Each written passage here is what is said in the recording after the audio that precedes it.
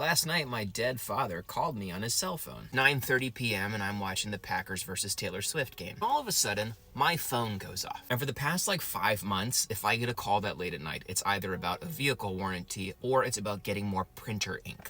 I do not have a printer, but somehow I ended up on 1,000 different lists for printer ink. And Hewlett-Packard thinks I have 1 million printers that have an insatiable need for more ink. It's not full enough. There we go. Look at my phone, and much to my surprise, it says, Dad Cell. And I go, oh, cool, my dad's calling. And then immediately I say, hold up, my dad died 3 years ago. What is this? Very hesitantly, slide the phone open, right? And I'm like, hello?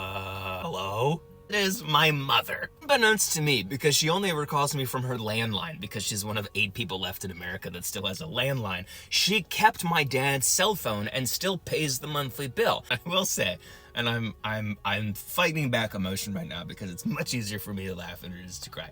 But as I was sitting there holding the phone, ready to slide it open, and then even afterwards, the deep yearning that you feel.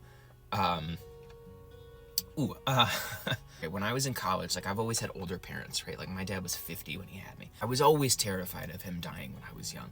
At night, if he fell asleep before I did, or if he took a nap or whatever, I would always go up to his face to make sure he was still breathing. Probably traumatic in its own right. Reading this years ago, I think it was in a play, and it was when someone dies, the first memory that leaves you is the sound of their voice. That stuck with me so much that since college, I have been saving voicemails for my dad.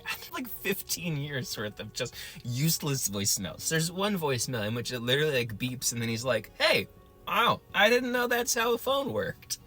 What? But for some reason,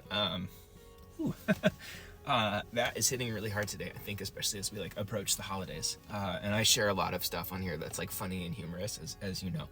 And I also think it's important to share moments when stuff's not as funny. Man, I would give anything to actually pick up a phone and have him on the other end.